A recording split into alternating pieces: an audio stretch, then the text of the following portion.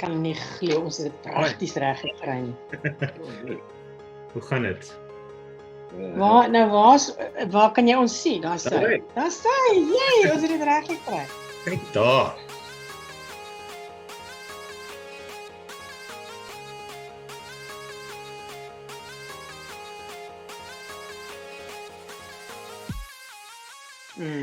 So, thank you for agreeing to the interview. I'm just for the sake of our Afrikaans illiterate people, I'm going to repeat what I said earlier, that you guys have traveled a lot lately. Yes. You were one of the very first couples. I think you were the first couple that I've reached out to and asked, would you be interested in doing a interview? Which is part of the Immigration Stories channel on YouTube. Now, when I reached out to you and asked for the interview, we were at 6 subscribers, a full 6. I was so chuffed with it. Today, about a month later, we're almost on 1,600.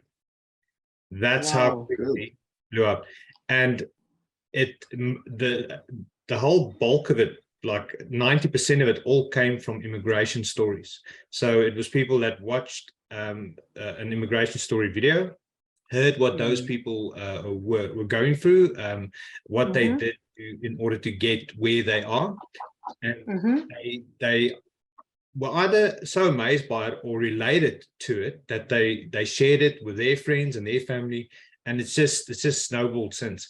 And yeah, and I've had the privilege of interviewing Kevin Fraser a week ago. That interview did well, but not as well as the immigration stories, which is still the most favorite videos to watch. So in order to kick it off, I prepared 5 questions, which is sort of it's a thing we do. I try and limit the video to between 20 and 30 minutes, and 5 questions sort of makes that time frame possible. But I would really like to hand the mic over to you, if you can please kindly introduce yourself. My name is Bobby Loxton. This is Deirdre, my wife. We're from South Africa. We lived in Hermanus for many years, and about 3-4 years ago, 5 years ago. I want to add that I'm a Free State girl, a boeremeisie. Grew up on a farm in Free State at Tweeling, outside Tweeling, and Bobby is from the Eastern Cape, and he grew up there, and he then went to school in Franschhoek and studied in Stellenbosch, and so now you can continue your story. And we then spent some time in Hermanus. I think we stayed there for 15-17 years, and then about 5 years ago we started to walk the Camino, and then from there we sort of spread our wings and decided to come to France because we had kids living in France, and we decided to come and move to France or come and live here with the kids. And then we got involved in getting a camper van, and that took us about 50,000 kilometers all over Europe. Wow. And now I'm getting the feeling you summarized that a lot, because there's a lot of questions that pops up. I'm thinking, you know what? He's done a hell of a good summary there. I'm gonna scrap this questions and just go completely on the whim here. So you've already answered question number 1 of what inspired you to move to France. I think that's safe to say that'll be your children and your grandchildren, for that matter. That's it. That's it. Close to be. At our age, it's important to be busy. So, and you want to be close to family. That's number 1, and obviously close to friends.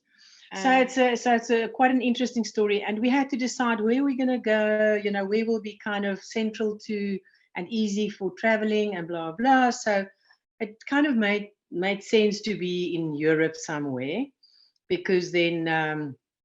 We could easily hop on a plane and then get to South Africa to see some family and friends there.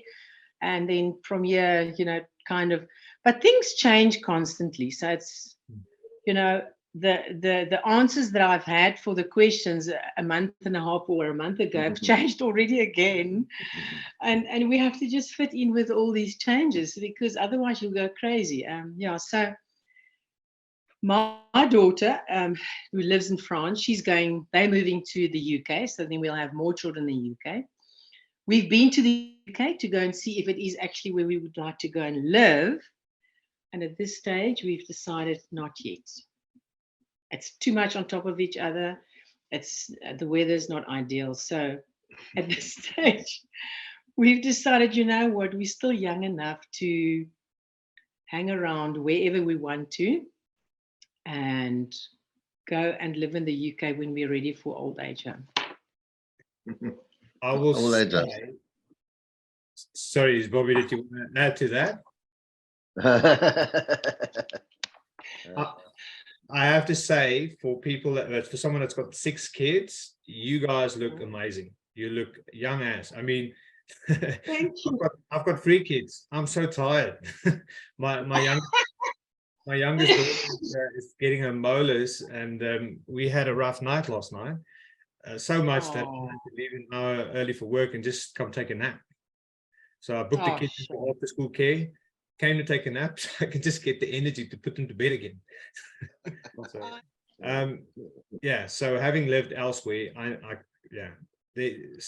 we've got options, and I would prefer Australia above the UK any day. And I can imagine Europe just being so much better, because it is a bit warmer. The summer's a bit longer. So if you're in a position to stay, it's a great choice. Wonderful. Where in Australia is your son? He lives in Melbourne.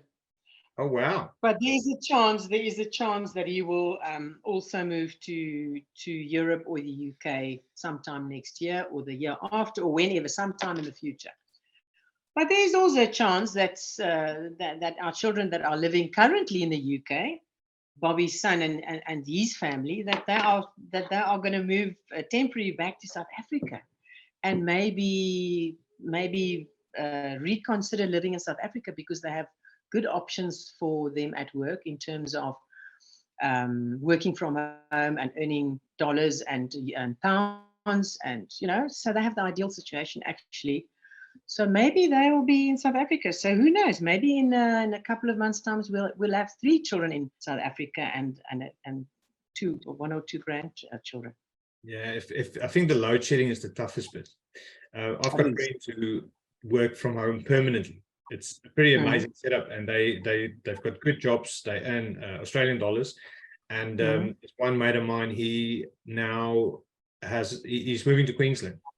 So he's moving to the state where there's always summer. It's beautiful up there. It's just amazing, and he can just as easily go and live in South Africa and do the job, but it's not going to quite work out because of load shedding. Exactly. Job is it's such a hard pill to swallow. All the dangers and everything aside, there's things you can put in place when moving to South Africa, and a mindset you can adapt to live a safer life. But you can't just keep buying diesel for the generator just to keep your internet. Exactly. Yeah. Well, exactly. And you know what? If you think in terms of that, the fact that my sister phoned me this morning to say this is their situation now in Joburg, and it's so dire with the they've actually had a note this morning from, I think, the council saying they've closed the doors for Eskom. I think it sounds horrible, but they're going to have no services, nothing in their ward. So what I'm trying to say is, reading that, it makes it easier to face all the challenges that you are facing, and to make it work for you.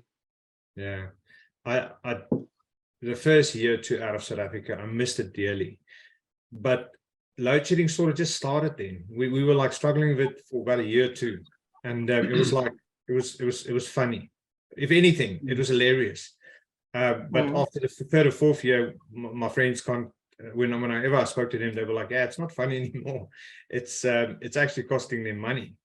So exactly. Yeah, because a lot of my friends over there, they've got their own businesses, they're builders, they're in that line of work. They need the machinery running, they need the lights on. Exactly. Tough gig. Now, you did say you traveled in a camper van across Europe, and I will definitely want some photos of that to include on the video. Would you like to elaborate on that? I'm quite interested in how, whenever I think of Europe, I always think of this Bible story about the Tower of Babel, and all these little countries in Europe with all these different languages. Is this like, how is that even possible? I'm interested to know about the different cultures you guys experience in such a condensed population.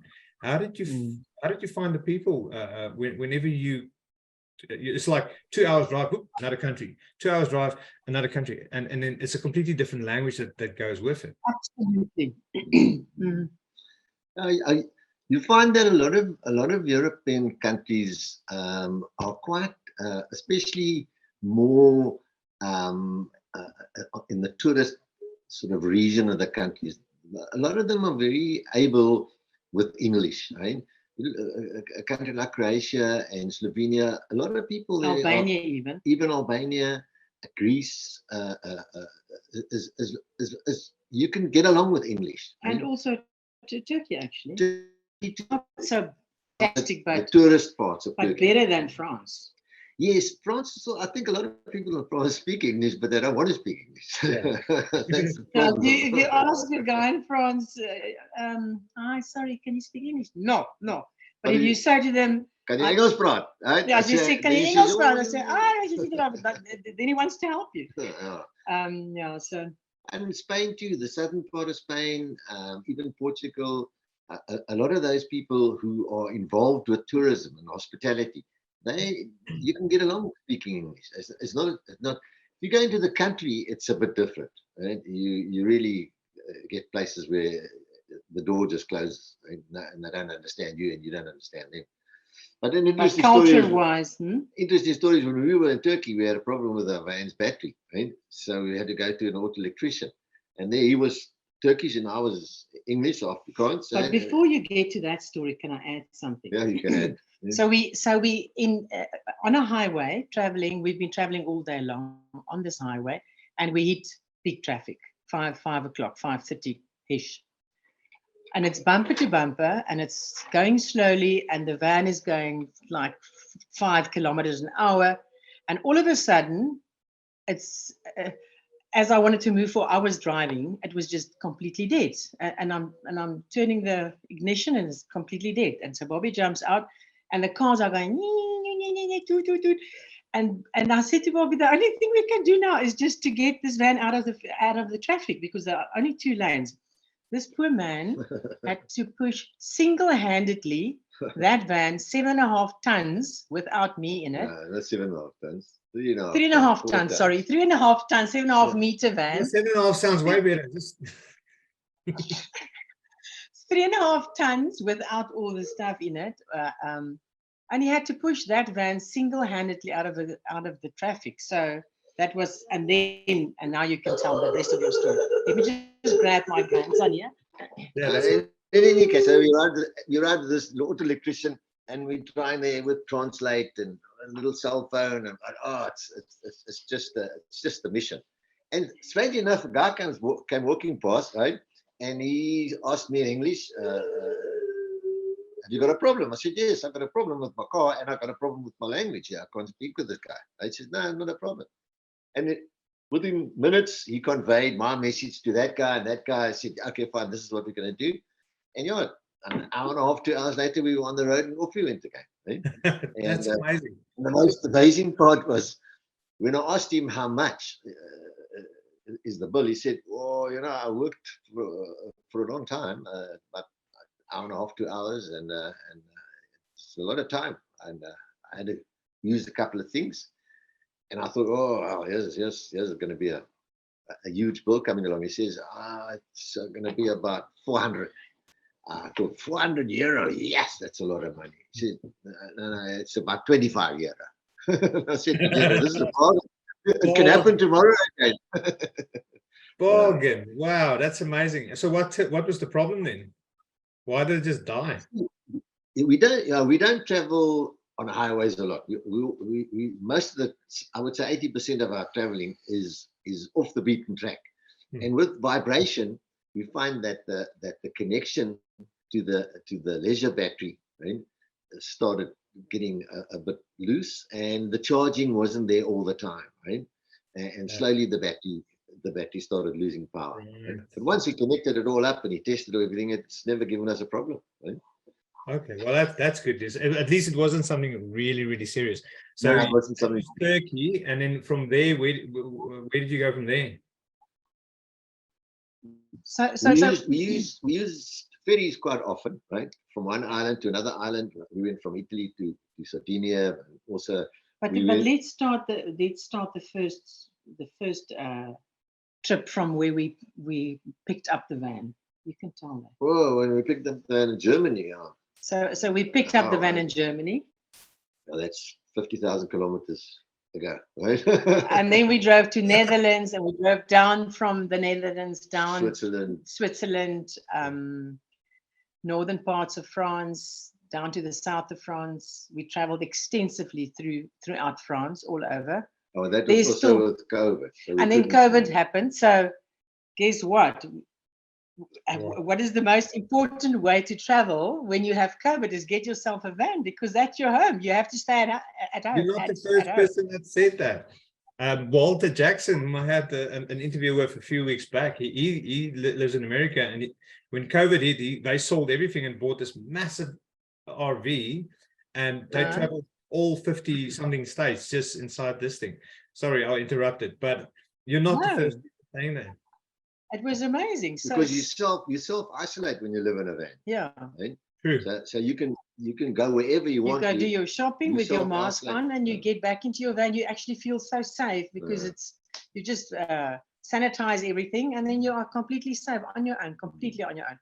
But we do extensive wild camping because we have solar panels, and we're rigged to go wild camping. So I would say 95% of the days we are just in the wild. We're just next to a beach, next to the mountain, in the wild.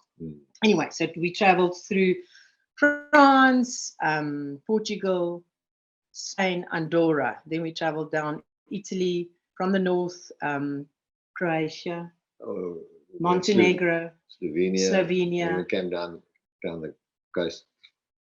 Slovenia, and then Montenegro, Albania, Greece, Italy. And then from Greece we went to the Greek, the Greek Peloponnesian Peninsula. Oh, that was our absolute favorite. Beautiful.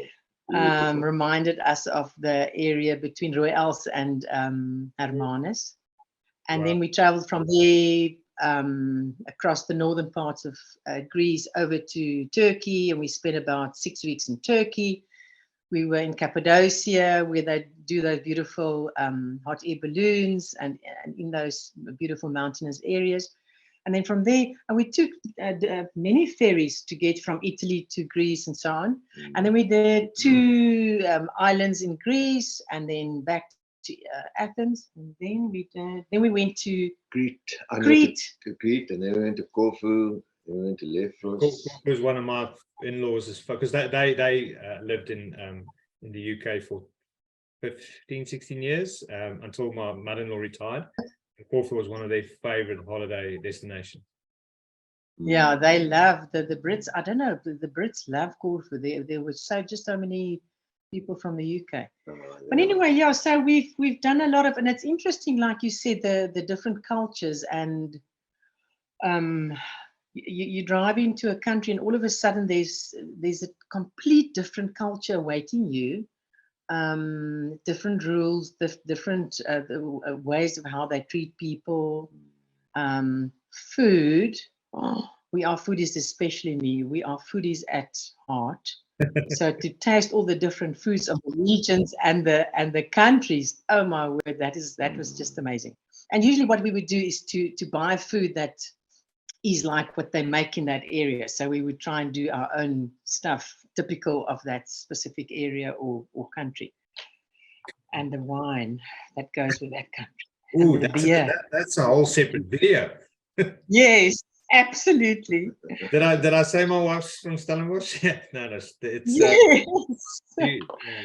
she did a Contiki tour through Europe, and when we lived in the UK, she really wanted to go show me a few places, but we went with one mission, and that was to work, and that's pretty much what we did nonstop for 3 years until we decided that's enough. We're coming to Australia, yeah, but definitely the right place to be if you want to try food and wine. Yeah, yeah. So I thought you were in New Zealand, so you're actually in Australia. Yeah, no, I'm not in New Zealand. I'm in Melbourne. Oh, are you? Yeah. Oh, Melbourne is the founding city of Oorsee. Well, thank you so much for sharing about your adventures. I'm going to get serious for a second. Don't worry, it's not that serious. Can you imagine making the decision to go to France or anywhere else for that matter? Can't always be easy, dare I ask. So how about sharing the nitty gritty or however they say it? Yeah, I think there's. Can you see that? I think there's a couple of things that when you consider leaving a country, right? Be it South Africa or be it the UK or be it Ukraine or whatever. I think a very big consideration is the ability to communicate, and I think when we go from here to South Africa or from here to the UK, or when people speak, where you can communicate with them, right? It does make it easy, right? It immediately feels different. It feels different, and you're more relaxed, right? Where in a foreign country or in a country with a foreign language that you cannot speak, right? It is a little bit stressful, right? And I think if anybody wants to leave a country to go to another country, communication language is a very big consideration. I would say definitely do a lesson in the language where you're moving to before you leave. Before you leave, because once you arrive, there are just so many things that you have to deal with that it's constantly being postponed. But that's not us. But and especially also because when we were traveling with a van, there's no need to learn French because you are in Albania or you are in Spain or wherever. So it kind of moved from priority to let's just put it on the back burner.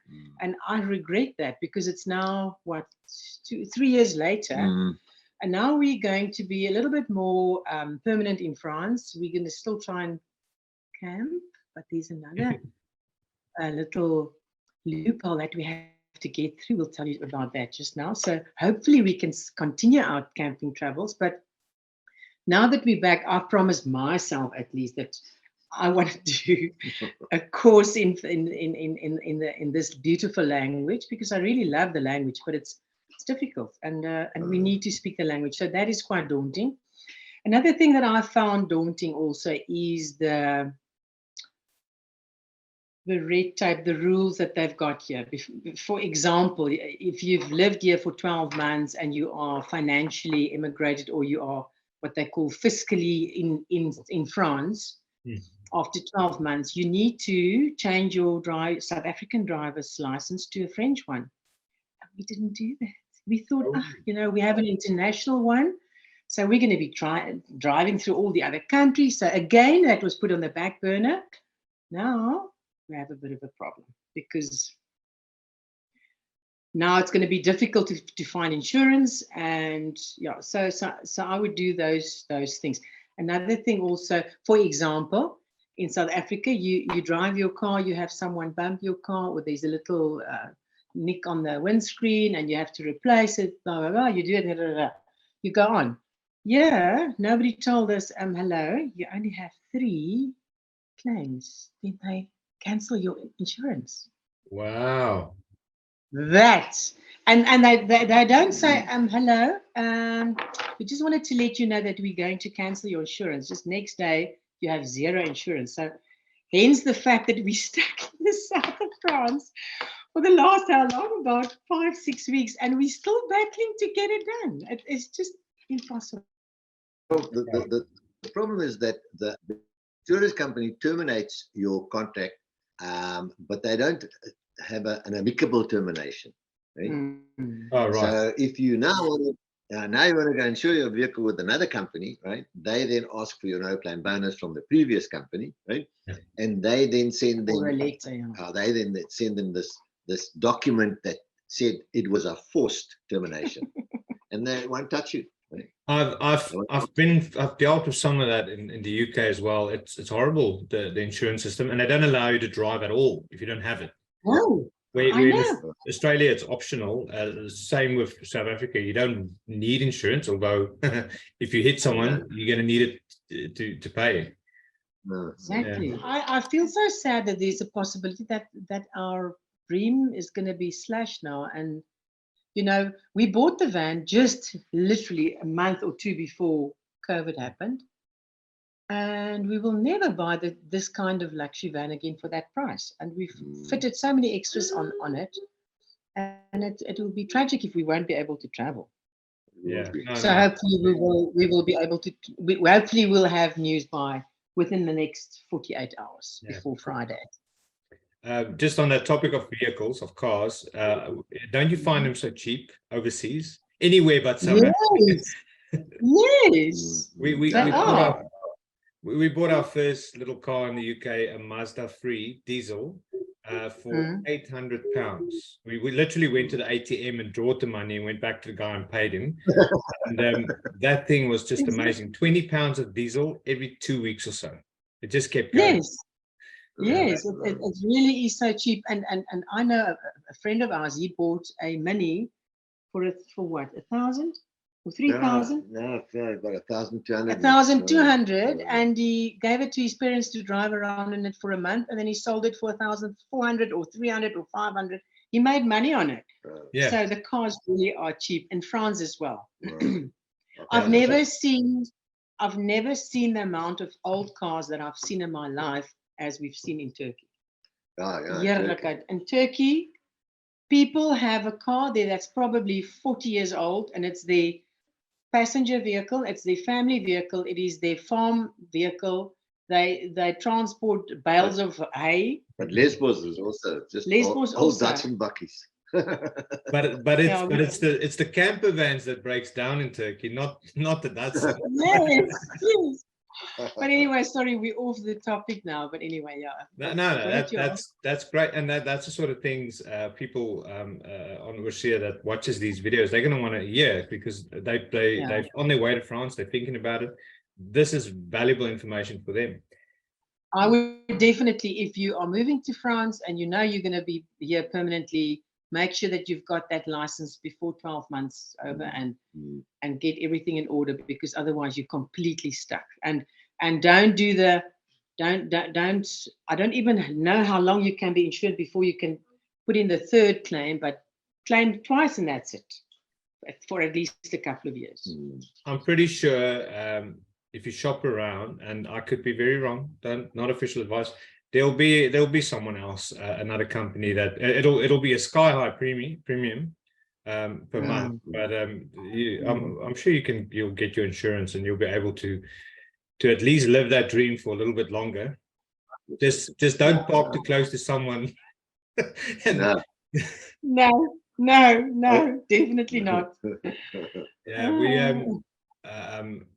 we were here at the same time we bought the camper van. We bought a bakkie, and I never ever thought I'd ever own a bakkie, because I'm always so angry at everyone who drives a bakkie in South Africa. It's like, do you think you own the road?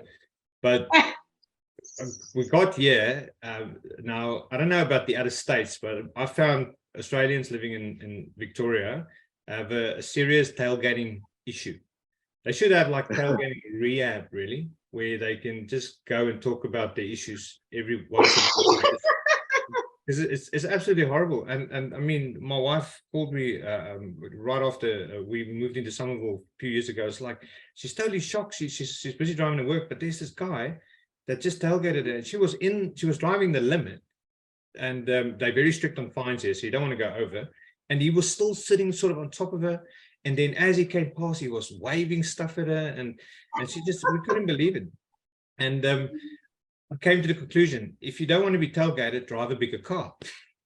Exactly. So we got a bike. Is actually ideal for that. And I did, when I took out insurance, I took out, obviously I took out scratch cover and all of those things. And we had this thing a week or two, still have it. But then I got a mark on it, not even a big scratch, just like a tiny little one. But because it's new, I want it gone. I want it fixed. So exactly. I remember driving to this place, and I'm thinking, oh, okay, I'll just probably pay for that in my pocket. I'm not going to do a claim or anything. And I showed the guy the scratch, and he was like really struggling to see where it was. And he's like, he's like, listen, mate, go get a few more scratches on it, and then you come see me again, all right? Can't charge you for that. But that's us also. And that was it. Look, it's got a couple more, way more dents than that since we got it. But yeah, I found it. It was really funny. Now, yeah. as a exiting question, and I'm sure there's lots and lots of questions. I've totally went off script. Who cares about the French culture at this stage with everything you guys have experienced? Let's ask a visa question. Now, it's not my favorite sort of question, but I reckon there's people sitting and they're wondering, okay, when are they going to start talking about this visitor's visa that you've got, which allows you to stay for 10 years? Now, you're not allowed to work. So what's the procedure in applying for something like that? Do you need to have family living over there? Okay, first of all, the visitor visa is not for 10 years. It's a year-by-year thing. Oh, yes. The 10-year one was for the UK, sorry. So what I would suggest, because we are retired, and I actually regret today that we have applied, that we've ticked the box for that specific visa, because now we're kind of stuck with it. And only in year 5, we can change that to something else. So let me explain what we've got. So we've got the visitor visa. So you have to prove that you have sufficient funds to look after yourself and your partner for a year. I think you have to prove that you have a place to stay, and that's pretty much it. But you don't have to buy the place you stay. You can just rent. So is that a rule? You're not allowed to buy? No, you can. Anyone can buy. Anybody can buy property in France. But with this visa specifically, you're not allowed to work. So if you have people on your group or on your app that are pensioners, that'll be kind of ideal for that kind of person. But for someone who wants to maybe just do something someday, I would not do that. It's very restrictive, and it's also a yearly thing. So you have to renew it every year. Yes. That's right. To get back, Bobby's just quickly busy with our grandson there. To get back to that, I would say from the word go in South Africa, when you do apply for your visa there, make sure that you apply for a visa that will enable you to, when you arrive here, and anyone can buy a property here. So once you've bought your property, once you've showed them that you've got a medical insurance, and once you've got, what did I say earlier on? You've got sufficient funds to look after yourself, then they'll approve that. And then, once you're here and you can live here, and just don't go for that visitor visa if you want to do a job sometime down the line. It's either that or join the French Foreign Legion and yes, exactly. But yeah, so our visa specifically is renewed every year. So you pay a 250 euro fee per person to renew it, so it doesn't come cheap. And then after 5 years, you can then apply for a 5-year visa. Bobby will be 72 this year. So if you're over 70, you don't have to speak the language. You don't look a day over 71, Bobby. So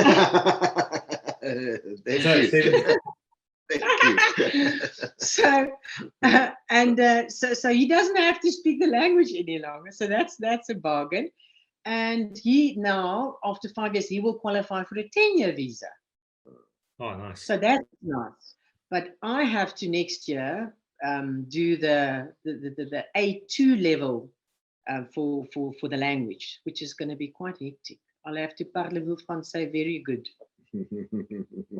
I know a guy who actually learned the language in 2-3 years. It's pretty impressive, and he's now living in France with his French fiance, and watching him speak it is remarkable. It's and it's such a different language. Yeah. But you see, his girlfriend is French, so he was thrown in it, and he had to do it. Yeah. But we have it easy because we constantly with the children, and what do we speak? Afrikaans. Now, I have to ask, you've got a son over here. When are we seeing you in Australia? It's hard to say Australia not with an Australian accent when you've lived here for so long. Australia. We are planning a trip to Melbourne, definitely. It will probably be because we have a couple of miles on British Airways that we have to use. So I think there's a chance that we might see you guys this year or early next year. And especially if this insurance thing of ours doesn't pan out and we have to sell the van, which will be very sad, then we will have to travel by plane. I have to say, well, the van's going to struggle to make it to Melbourne. Exactly. Yeah. So the plan is to do a possible trip to Australia this year. Yeah. Well, we had a boat trip in mind, right? From Barcelona to Sydney. Right? Yeah, I think it's like 34 days. If you like COVID, that is if you like COVID, take the boat. Yeah, like COVID. I know. It's like every time I hear of any COVID outbreaks in Sydney, it's always on a ship. So, I know. But it's my wife had that experience. She went on a cruise with a friend many years ago, and it's incredible. If you can do it and you're in a position to do it, I'd say go for it. I had COVID about a month ago for the first time ever. It was like man flu × 5 for me. I couldn't believe it. It was just like everything. I couldn't taste or smell anything. Everything was just sort of numb from the outside in. Where with a normal cold, you can still taste some things. It was just the weirdest thing ever. But yes, like if you guys that love camping, you're gonna love it over here. Really, you can camp safely without having to worry about animals attacking you. It's kangaroos, wombats, and koalas. No dingoes and no lions and no leopards. Well, the dingoes are more up north, there's no wild dingoes down here, I believe. Snakes is a thing. In springtime, it's always a thing to look out for. But we're planning a trip, and we will let you know, and then we'll definitely come and say hello to all our Australian friends. Thank you so much for your time. Thanks. This is great. I really want to interview more couples, and it's just because the journey overseas is never alone.